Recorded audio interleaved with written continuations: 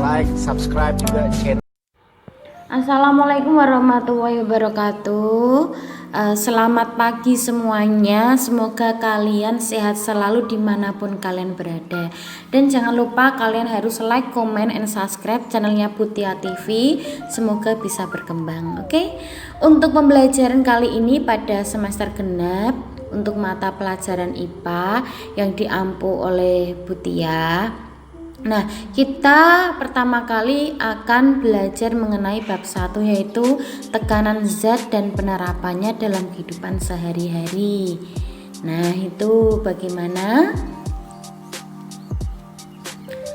Apakah kalian tahu arti dari tekanan? Nah, apa itu tekanan? Tekanan itu seperti apa? Coba kalian amati sebuah video yang nanti akan ditayangkan Putia tersebut, simak sampai selesai videonya, jangan di skip, oke? Nah, pada saat musim hujan kita sering menjumpai jalanan yang berlumpur akibat terguyur hujan, sehingga kita sulit untuk melintasi jalanan tersebut. Tuh, kita bisa lihat sendiri kan? Jika kita hendak melewati jalanan yang berlumpur, sepatu manakah yang akan kita gunakan? Sepatu boot atau sepatu yang haknya tinggi? Tuh.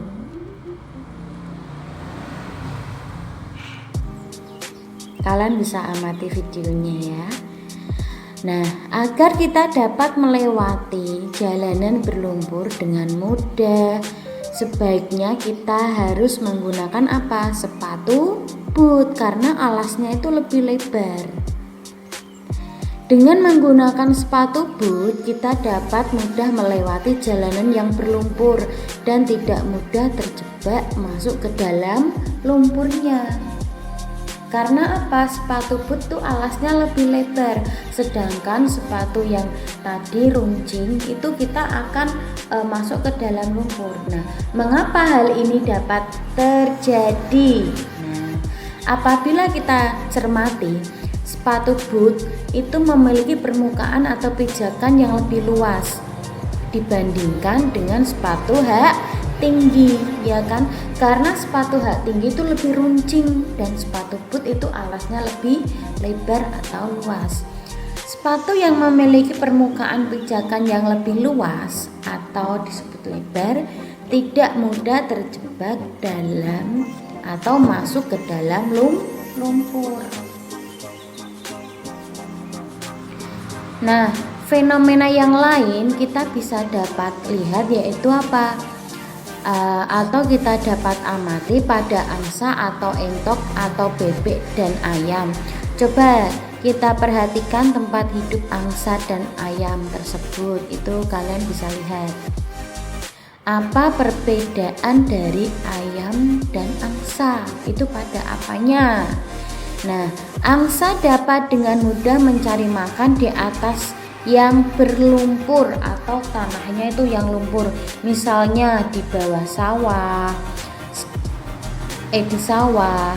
Sedangkan ayam kesulitan untuk mencari makan di atas di tempat tersebut. Kenapa? Nah, mengapa angsa dapat memiliki kemampuan seperti itu? Nah, kenapa? Intinya tuh angsa dapat berpijak. Nah, kita lihat dari kakinya itu. Coba kita perhatikan struktur dari kaki angsa dan ayam. Ada perbedaannya enggak? Nah, angsa memiliki selaput pada kakinya, sedangkan ayam tidak memiliki. Makanya apa?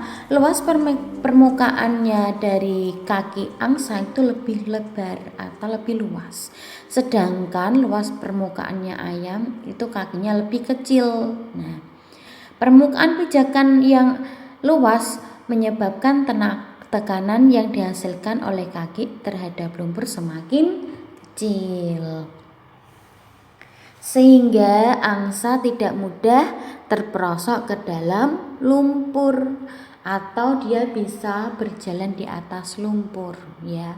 Angsa tersebut karena di kakinya itu mempunyai selaput.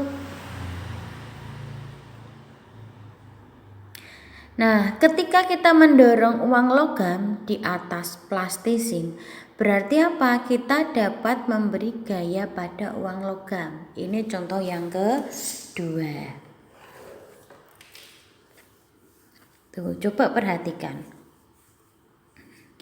Besarnya tekanan yang dihasilkan uang logam pada plastisin tergantung apa? Pada besarannya dorongan atau yang disebut gaya yang kita berikan dan luas permukaan pijakannya atas luas bidang tekanan tuh bila ditekan. Nah, itu bisa lihat, kalian bisa lihat sendiri ya. Tuh. Besarnya tekanan yang dihasilkan itu tergantung luas kecilnya permukaannya. Tuh. Berarti konsep tekanan sama dengan penyebaran gaya pada luas suatu permukaan. Sehingga apabila gaya dapat diberikan suatu benda atau yang simbolnya itu F semakin besar, maka tekan yang dihasilkan akan semakin besar atau gaya semakin besar.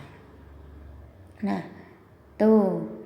Jika luas permukaannya kecil, berarti apa? Gaya tekanannya itu semakin kecil. Nah, sebaliknya, semakin luas permukaan suatu benda, tekanan yang dihasilkan semakin kecil.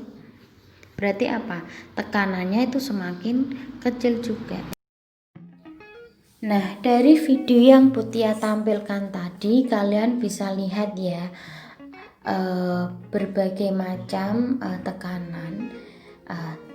Dan di sini arti dari tekanan sendiri adalah sebuah besaran yang digunakan untuk menyatakan besaran gaya persatuan luas. Nah, nanti itu ada rumusnya juga, tekanan sendiri. Tekanan itu rumusnya P sama dengan F per A.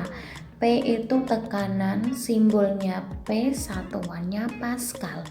F itu gaya, satuannya Newton, dan A itu luas, satuannya meter persegi.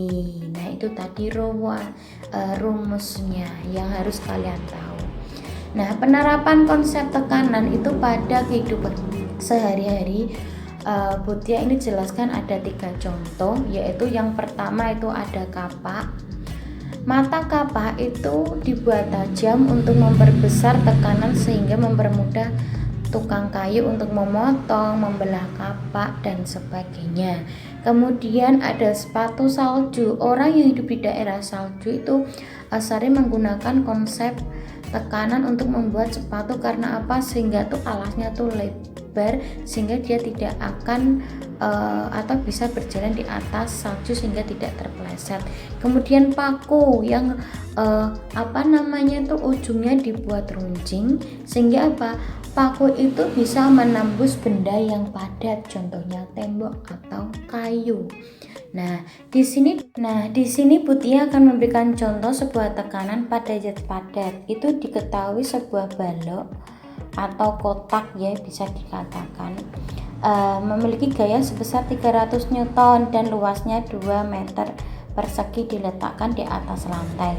Nah, yang dicari itu berapakah tekanannya? Diketahui V-nya 300, luasnya atau A-nya 2 meter persegi. Kemudian ditanya itu P. Dengan rumusnya apa? P sama dengan F per A. Gaya dibagi luas atau sama dengan 300 dibagi 2. Hasilnya berapa? 150 Newton per meter persegi. Itu tadi rumusnya ya, dan contohnya tekanan.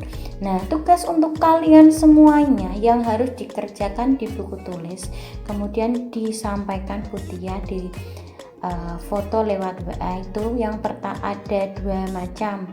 Yang pertama, meringkas video yang Butia telah sampaikan. Yang kedua, mengerjakan LKS pada halaman 24 pilihan ganda nomor 1, 2, dan 3. Soalnya ditulis dan jawabannya semuanya ditulis di buku tulis.